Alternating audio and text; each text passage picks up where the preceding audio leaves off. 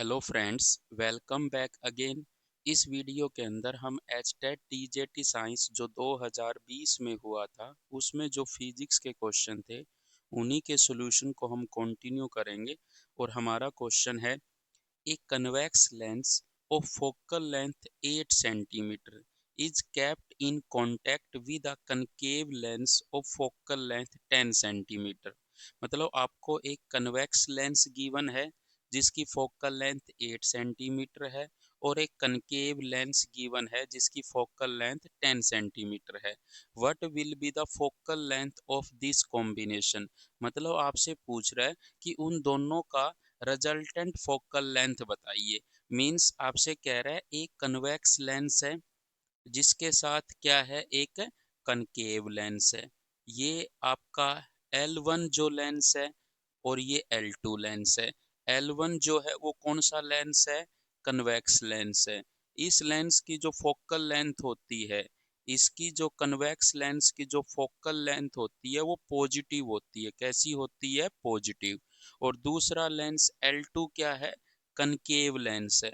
और concave lens की जो फोकल लेंथ होती है, कनकेव लेंस की जो फोकल लेंथ होती है वो नेगेटिव होती है। सो आपको क्या गिवन था, convex lens of focal length 8 centimetre.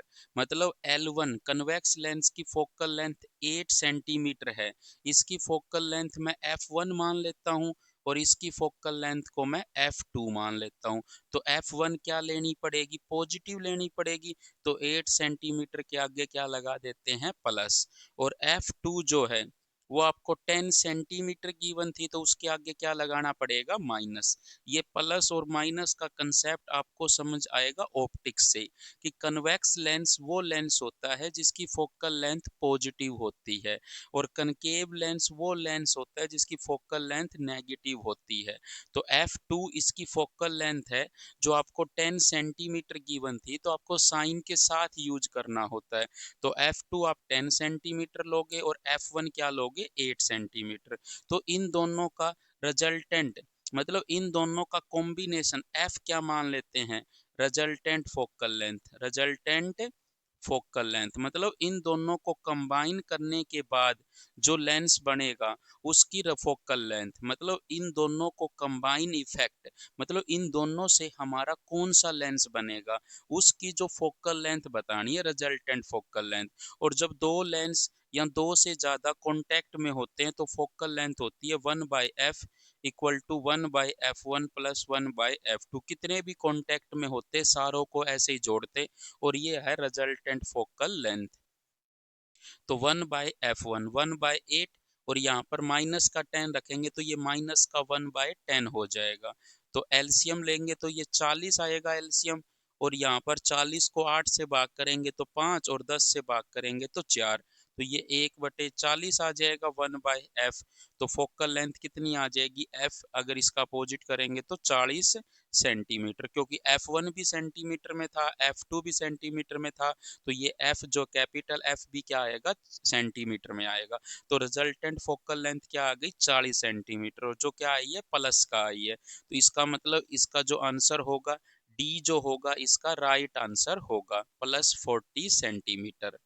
तो कैसे किया आपने, इसका मतलब इस तरह से किया कि f1 पहले कन्वेक्स लेंस की फोकल लेंथ ली, एल f2 आपने कनकेव लेंस की फोकल लेंथ ली। कन्वेक्स की पॉजिटिव होती है फोकल लेंथ और कनकेव की नेगेटिव होती है। फिर आपको रिजल्टेंट फोकल लेंथ निकालने का ये फॉर्मूला होता है। और चाहे कितने भी लेंस कांटेक्ट में होते हम आगे लिखते जाते। तो रिजल्टेंट फोकल लेंथ 40 सेंटीमीटर आ गई और ये पॉजिटिव आई है। मतलब ये जो कॉम्बिनेशन है, combinations behaves as convex lens. मतलब कॉम्बिनेशन किसकी तरह बिहेव करेगा, कन्वेक्स लेंस की तरह बिहेव करेगा। मतलब क्या है कि ये जो कॉम्बिनेशन है, कॉम्बिनेशन जो इन दोनों को मिलाकर के जो नया लेंस बनेगा वो कन्वेक्स लेंस की तरह ही बिहेव करेगा, जिसकी फोकल लेंथ कितनी होगी, 40 सेंटीमीटर होगी। सो इसका राइट आंसर क्या आएगा, डी आंसर आएगा इसका राइट। अब देखिए नेक्स्ट क्वेश्चन क्या है, a source of sound of frequency 600 hertz. मतलब एक सोर्स है साउंड का जिसकी फ्रीक्वेंसी 600 हर्ट्ज है। मतलब उसमें जो साउंड निकल रही है ना, उसमें से उस साउंड, और साउंड भी क्या होती है, साउंड भी तो एक वेव ही है, जिसको हम क्या कहते हैं, साउंड वेव कहते हैं, साउंड वेव। और जिसकी फ्रीक्वेंसी कितनी दे रखी है, 600 हर्ट्ज दे रखी है, जब वो सोर्स से निकली है। कितनी दे रखी है, 600 हर्ट्ज। साउंड वेव कहाँ से निकली है, जो सोर्स से निकली है, तब उसकी फ्रीक्वेंसी कितनी गिवन है, 600 हर्ट्ज। मतलब ये आपका सोर्स ऑफ साउंड है। इसमें से न्यू क्या है, फ्रीक्वेंसी ऑफ साउंड वेव, कि इतने फ्रीक्वेंसी की साउंड वेव इस सोर्स में से निकली है, और कितनी फ्रीक्वेंसी है उसकी, 600 हर्ट्ज की निकली है साउंड वेव। ठीक है। A source of sound of frequency 600 hertz is placed inside water. मतलब वाटर के अंदर रखा गया है। ये आपका जो मीडियम है अंदर, ये आपका जो मीडियम है, ये वाटर है, और ऊपर एयर है, जहाँ पे क्या है, ऑब्जर्वर है। The speed of sound in water is 1500 metre per second and in air it is 300 metre per second. मतलब ये बता रहा है कि साउंड की स्पीड वाटर में इतनी है और एयर में इतनी है। द फ्रीक्वेंसी ऑफ साउंड की recorded by an observer in air. मतलब यहाँ से 600 हर्ट्ज की साउंड निकली है, तो यहाँ पे ऑब्जर्वर को न्यू डैश, मतलब मान लेते हैं उसको न्यू डैश फ्रीक्वेंसी सुनाई देगी। उसको क्या सुनाई देगी, कि यहाँ से जिस फ्रीक्वेंसी की साउंड निकली है, उसको कुछ और फ्रीक्वेंसी की साउंड सुनाई दी। कितने फ्रीक्वेंसी की सुनाई दी, न्यू डैश। तो बता रहा है न्यू डैश किसके इक्वल होगी, 300 हर्ट्ज के इक्वल होगी, 1500 हर्ट्ज के इक्वल होगी, 600 हर्ट्ज या 120 हर्ट्ज। अब एक बात सुनिए, जब लाइट एक मीडियम से दूसरे, मतलब लाइट हो या कोई भी वेव हो, जब कोई भी वेव हो, चाहे साउंड वेव हो, चाहे लाइट वेव हो, चाहे कोई भी वेव हो, एनी वेव, जब मीडियम एक मीडियम से दूसरे मीडियम में जाती है, एक मीडियम से कहाँ पे जाती है, अनदर मीडियम में जाती है। मीडियम ये फर्स्ट है, और ये मीडियम क्या है, कोई सेकंड है। तो जब लाइट एक मीडियम से दूसरे मीडियम में जाती है, तो उसकी स्पीड क्या हो जाती है, चेंज हो जाती है। स्पीड क्या हो जाती है, चेंज। पहले v थी, तो अब क्या हो जाएगी, v डैश। और वेवलेंथ भी क्या हो जाती है, चेंज हो जाती है। वेवलेंथ भी क्या हो जाती है, चेंज। पहले मान लो वेवलेंथ लैम्डा थी, तो फिर क्या हो जाएगी, लैम्डा डैश। और जो फ्रीक्वेंसी है, बट जो फ्रीक्वेंसी होती है ना, वो पहले न्यू थी, तो बाद में भी क्या रहती है, सेम रहती है। मतलब न्यू डैश जो है वो न्यू के बराबर ही आती है, और वी डैश वी के बराबर नहीं होती, लैम्डा डैश लैम्डा के बराबर नहीं होती। लेकिन न्यू डैश जो है वो न्यू के इक्वल होती है। मतलब जब लाइट एक मीडियम से दूसरे मीडियम में जाती है, मतलब मान लो ये कोई मीडियम है और ये कोई एयर है, तो लाइट जब इसमें जाएगी, तो v क्या हो जाएगा, v और लैम्डा चेंज हो जाते हैं।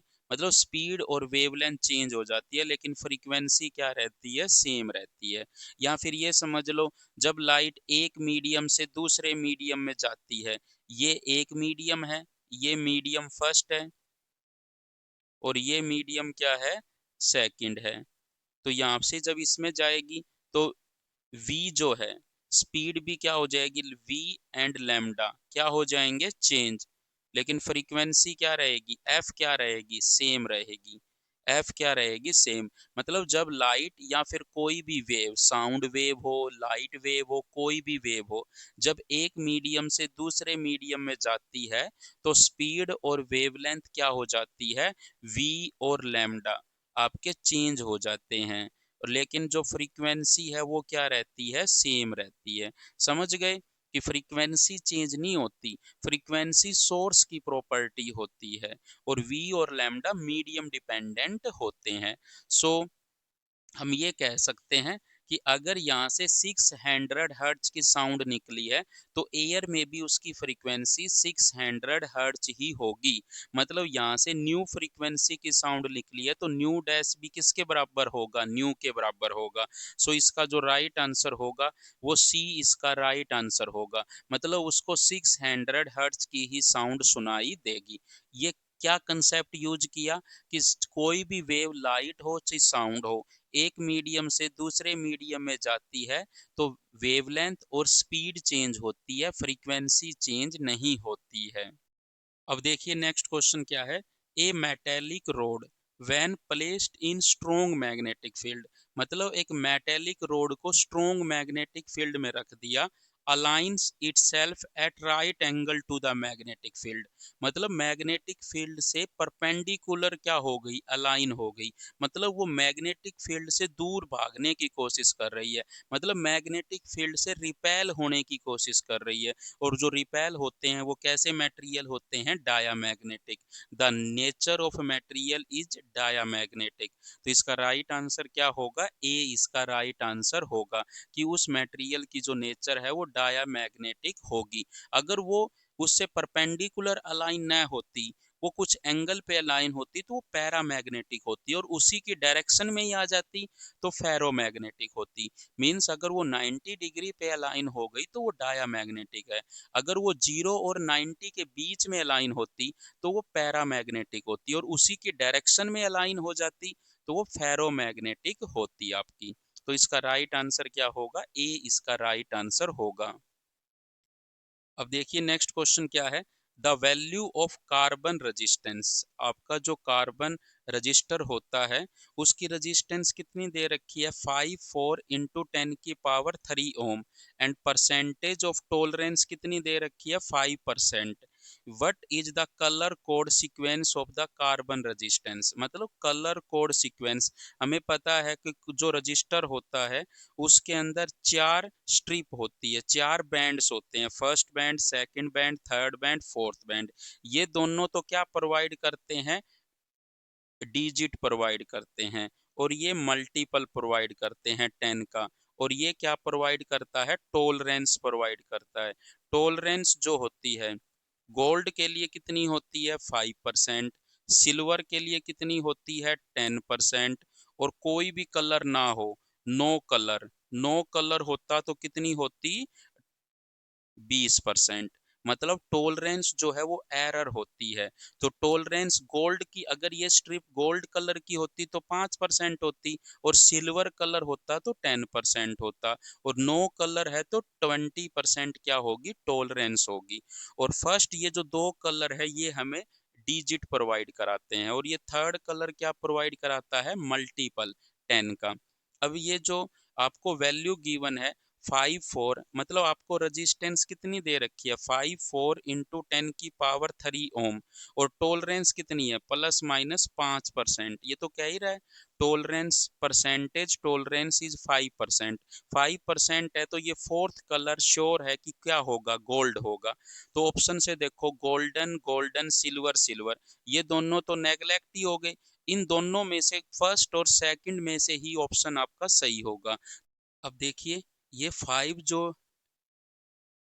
डिजिट दी हुई है, 4 जो डिजिट दी हुई है, और 10⁻³ जो मल्टीप्लायर दिया हुआ है, ये कौन से कलर से लिए गए हैं, ये आपको कलर कोड से याद करना है। और कलर कोड आपका ये है, बी फॉर ब्लैक, बेबी, देखो इसको कैसे याद करोगे, बेबी, रोए, great Britain, very good wife. कैसे याद करोगे, बेबी, बेबी, रोए, great Britain, very good wife. तो बी फॉर क्या होगा, ब्लैक। स्टार्टिंग में आपको पता होना चाहिए ये जो बी है ये 3 टाइम्स आएगा, 3 जगह पे बी है, तो आपको पता होना चाहिए फर्स्ट जो बी है वो ब्लैक कलर के लिए है, सेकंड जो बी है वो ब्राउन कलर के लिए है, आर जो है वो रेड है, ओ ऑरेंज, वाई येलो, जी ग्रीन, बी जो है वो ब्लू कलर के लिए है यहाँ पर, और वी वॉयलेट, और यहाँ पर जो ये जी है, यहाँ पर जो पहले जो जी था वो ग्रीन कलर के लिए था, और बाद में जो जी है वो ग्रे कलर के लिए है, और डब्लू क्या है, वाइट। तो इसको आपको अच्छे से याद करना है, इन फ्यूचर में भी इस पे क्वेश्चन आ सकते हैं। तो कैसे याद करोगे, बेबी, रोए, great Britain, very good wife, और बी जो शुरू में है वो ब्लैक ब्राउन के लिए है, और बाद में जो बी है वो ब्लू के लिए है, और ये जो ग्रीन है शुरू में जी ग्रीन है, बाद में जी ग्रे के लिए है। और इनकी जो वैल्यू है डिजिट में, ब्लैक के लिए 0, ब्राउन के लिए 1, रेड के लिए 2, ऑरेंज के लिए 3, येलो के लिए 4, ग्रीन के लिए 5, ब्लू के लिए 6, और वॉयलेट के लिए 7, ग्रे के लिए 8 एंड वाइट के लिए 9। और इनका जो मल्टीप्लायर है 10 की पावर वाला, तो ये जो 0 1 2 3 है इनको 10 की पावर में लेना होता है। अब देखो आपको क्या गिवन था, आपको गिवन था 5। जो 5 है वो कहाँ से है, 5 है आपका ग्रीन के लिए। मतलब फर्स्ट जो कलर है इसके अंदर, जो आपका फर्स्ट कलर है इसके अंदर जो आपका फर्स्ट कलर है वो ये पता लग गया ग्रीन है। बाद में कौन सी डिजिट है, 4। और जो 4 है वो किसके लिए है, येलो के लिए। मतलब बाद वाला कलर क्या है, येलो है आपका।